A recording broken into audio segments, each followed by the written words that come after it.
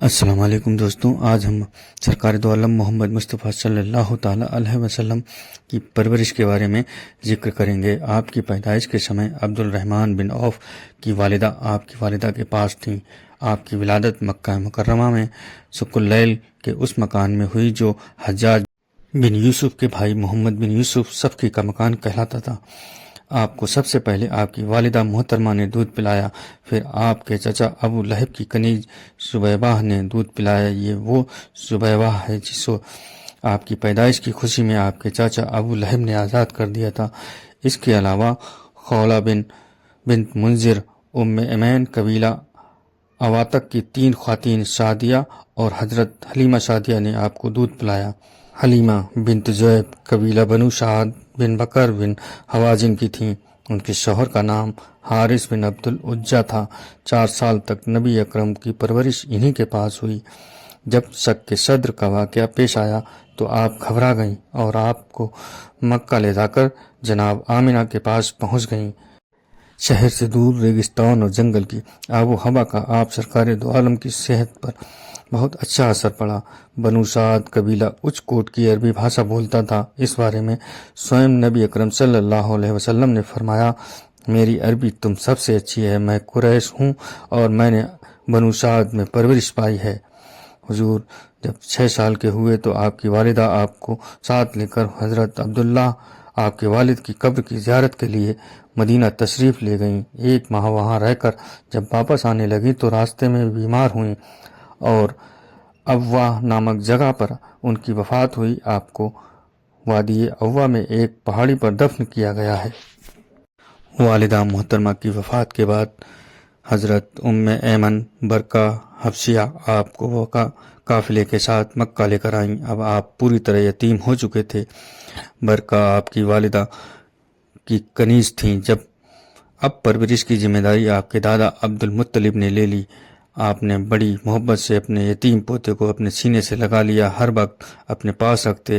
آپ بچے تھے لیکن دادا آپ کی بڑی عزت اور احترام کرتے تھے۔ حضرت عبد المطلب جب سیف بن یزن کو حبشہ فتح کرنے پر مبارکباد دینے گئے تھے تو اس نے آپ کو بتایا کہ ایک دور میں عرب کی سرزمین پر ایک نبی پیدا ہونے والا ہے یا ہو گیا ہے۔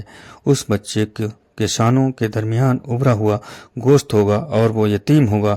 اس بچے کے والدین وفات پا جائیں گے، اس کے دادا اور چاچا اس کی پرورش کریں گے۔ اس پر عبد المطلب نے بتایا کہ ان سبھی وشیشتاؤں والا میرا ایک پوتا ہے۔ یہ سن کر سیف بن یزن نے کہا کہ آپ اس کی پوری طرح سے حفاظت کریں، یہ آخری نبی ہے جس کے بارے میں پوتر کتابوں میں بھوشیوانی کی گئی ہے۔ حضرت عبد المطلب کی عمر 100 سال سے ادھک ہو چکی تھی، اس لیے وہ ہر وقت سوچا کرتے تھے ہمارے بعد ہمارے پوتے کی حفاظت کون کرے گا، اور یہی سوچ کر آپ نے اپنے بیٹے حضرت ابو طالب اصلی نام عبد مناف کو حضور کو اچھی طرح سے دیکھ ریکھ اور پرورش کی وصیت کی اور آپ کو ان کے سپرد کر دیا۔ ابو طالب حضور کے سگے چچا تھے۔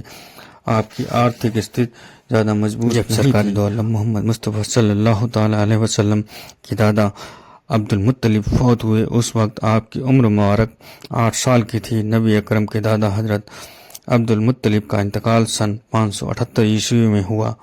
حضرت ابو طالب نے آپ کو اپنی اولاد سے بھی زیادہ محبت اور شفقت سے رکھا، ہر وقت آپ کو اپنے ساتھ رکھتے اور رات کو بھی اپنے پاس سلاتے۔ حضرت ابو طالب کی پتنی فاطمہ بن اسد بھی آپ کو بہت چاہتی تھیں۔ سن 582 ہجری نبی کریم کے بچپن کے زمانے میں جب حضرت ابو طالب شام کے سفر پر گئے تو آپ کو اپنے ساتھ لے گئے۔ تبری کے انصار اس سمے آپ کی عمر 9 سال کی تھی۔ ابن خلدون کی روایت کے مطابق آپ 12 سال کے تھے۔ ابن سعد نے بھی 12 سال بتائی ہے۔ شام کے ضلع ہورن کے شہر بصرہ میں عرب سے جانے والے قافلے پرایا ٹھہرا کرتے تھے۔ جب یہ قافلہ وہاں گرجے کے پاس ٹھہرا تو گرجے کے پادری جس کا نام سرجیوس یا جرجیوس تھا، اس کے گیان اور آرادھنا اور اپاسنا کے کارن لوگ اسے بحیرہ یعنی مہاتما کہہ کر بلاتے تھے۔ اس نے جب قافلے کے ساتھ ایک بچے کو دیکھا جس پر بادل سایہ کیے ہوئے تھے اور جہاں وہ بیٹھتا تو برچھ چھایا کرتے اور جھک جاتے۔ اس نے قافلے والوں کی دعوت کی اور آپ کے بارے میں بتایا کہ پرانی کتابوں میں بھوشیاوانی کے انوسار نبی ہیں اور ان پر وحی نازل ہوگی، ان کی حفاظت کریں، یہودی انہیں نقصان پہنچا سکتے ہیں۔ بعد